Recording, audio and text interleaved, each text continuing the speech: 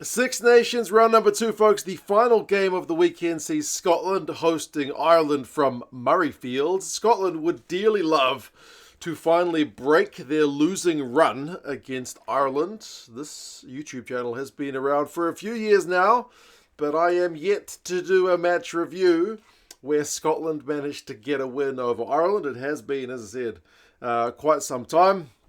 And Ireland, with their eyes on a third consecutive Six Nations win, would like to continue that winning run over those bloody arrogant Scots. Where does that arrogant Scots thing come from? How many arrogant Scots people have you met, especially in a rugby context? But anyway, as I said, Ireland would love to get a win and put themselves one step closer to that historic third Six Nations title. Obviously taking things one game at a time, but we'll go through the squads, the stats, the recent history predictions and whatnot. You guys can let us know your thoughts. But yeah, both these sides come in with good home wins in round number 1.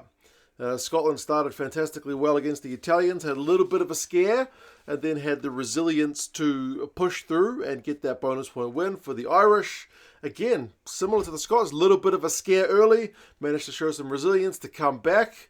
They had the kind of opposite end of maybe being a little bit frustrated with the end of the game where they conceded a few soft points. But hey, round 1 is maybe the time to shake off a few cobwebs, and round 2 is where we really see what these sides can do. For the Scots, minimal changes. They have made a few kind of rotations from bench and starting players. Rory Sutherland comes in as the starting loose head this week. Him and Pierre Schoeman have swapped places. Gregor Townsend mentioned that all the 3 replacements that he's kind of promoted to starting roles have got a little bit of extra speed about them, so he's happy with the way Rory Sutherland is doing on the kick chase. Not sure if that's indicative of the way they look to play this weekend, but he's alongside Dave Cherry and Zander Fagerson, so it is a little bit of tinkering more than anything else. There may be a little bit of vulnerability there at scrum time from the Scots because the Italians then managed to get a little bit of pay there. So you feel like the Scottish guys will want to up it a gear from last week.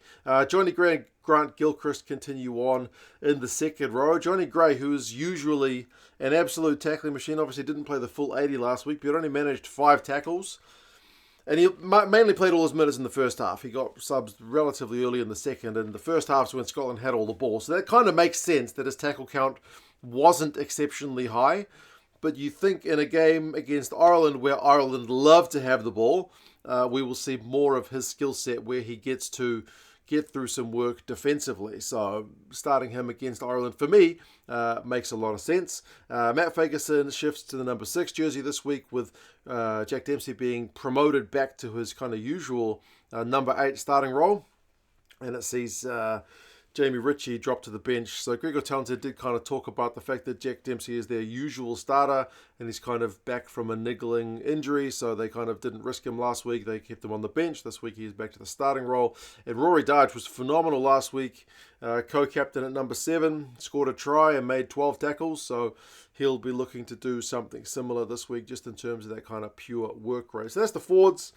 Matt Fagerson shifting, Jack Dempsey and Rory Sutherland's promotions, the kind of biggest talking points. Ben White and Finn Russell continue on as the 9-10 combo. Finn Russell made a few mistakes last week, but again, round 1, you'd want to make those mistakes against Italy more than at home against Ireland. So we'll see if he's able to, not throw kind of that gift intercept pass, which he probably usually would have seen coming to Brex in that Italian game, and just generally be a bit more accurate. Tom Jordan's promotion to the 12 jersey is also an interesting one. He came on and added some real spark to the Scottish attacking back line, so he takes the spot of Stafford McDowall, who drops to the bench. Hugh Jones, 3-try Hugh Jones from last week, continues on at 13, and in the wings, Graham and Van der Merwe continue on. Graham made 11 defenders beaten last week, which is by far the top of the round. But you need to do that against Ireland.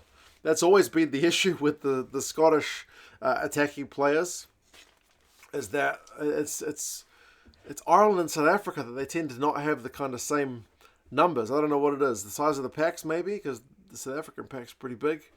But they've beaten France before away, and France is a huge pack as well, so I don't know. And then Blair Kinghorn there at 15 also chalked through like 100 plus run meters last week from the back. So It's an attacking-minded Scottish side, but breaking down the Irish defence, as I mentioned, has been an issue for them at times in recent years. Bench-wise, Ashman, Schoeman and Hurd, those are the front row replacements. Sam Skinner gets promoted from outside the 23 into a bench role for this one. Again, Gregor mentioned him kind of having issues with his knees, but now that he's back fit, he's directly back onto the bench. Gregor Brown and Jamie Ritchie, they're the two forward replacements, so it's just the two back replacements with Jamie Dobie there. He is Mr. Versatile, covering number 9 and also the wings, and then Stafford McDowall, as I mentioned, the kind of midfield replacement. And then you got guys like Tom Jordan and whatnot, very flexible in terms of the positions they can play. Kinghorn likewise, so there's plenty of flexibility in the backs that have been selected. For Ireland, they've also made a kind of few tinkering changes, but nothing really wholesale. The same front row of Porter, Kelleher and Beelum. Kelleher, I think, flew under the radar a little bit with Sheehan's kind of try-scoring heroics from the bench last week, but Kelleher beat 5 defenders in the starting effort for Ireland last week, which was more than any other Irish attacking player. So he's also a good guy to have in that starting lineup for Ireland. You got, between those two guys, some quality guys in the number 2 jersey. James Ryan and Tyke Byrne continue on in the second row. Byrne is always such a threat at the breakdown. Certainly won at least one turnover last week, but did concede a couple of penalties. So he's always living on the edge. We'll see if the ref is keeping an extra eye on him or whether he can work his magic. Peter O'Mahony, Josh van der Fleer and Doris are the back row.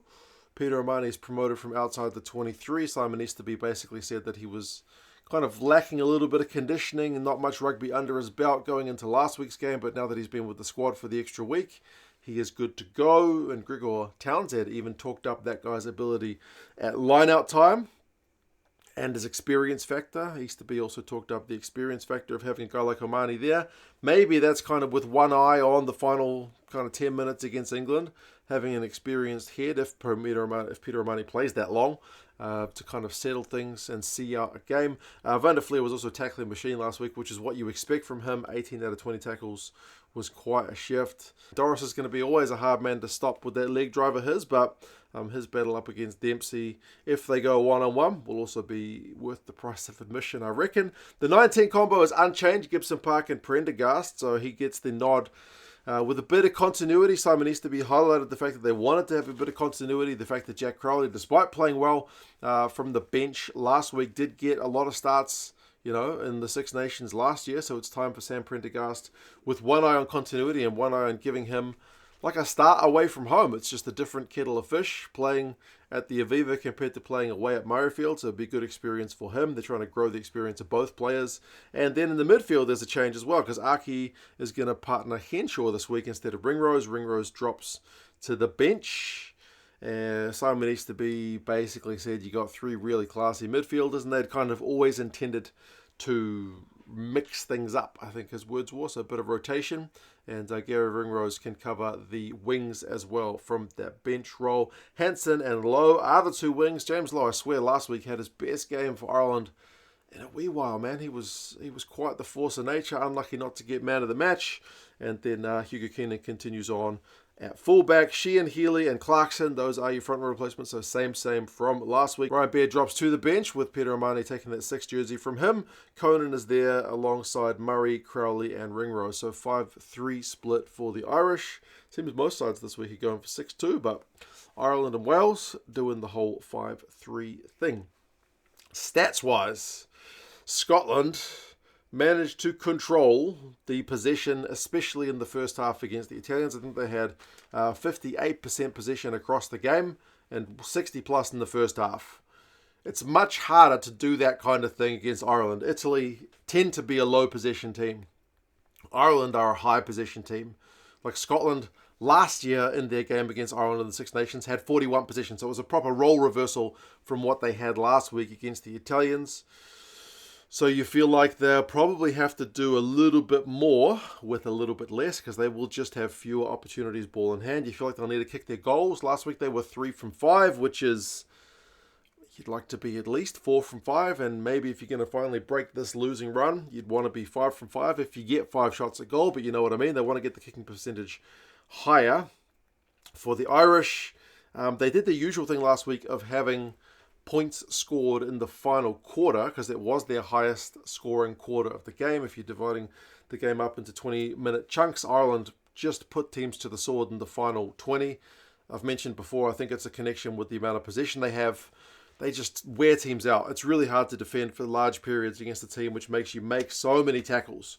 But that kind of taking the foot off the gas thing was a little bit unusual for them to concede those 2 late tries. And their tackle percentage last week was 82%, which was the lowest of all 6 sides in the Six Nations, even lower than Wales against France, who conceded 43 points. So they're usually a bit higher, and I would expect it to be higher this week against Scotland.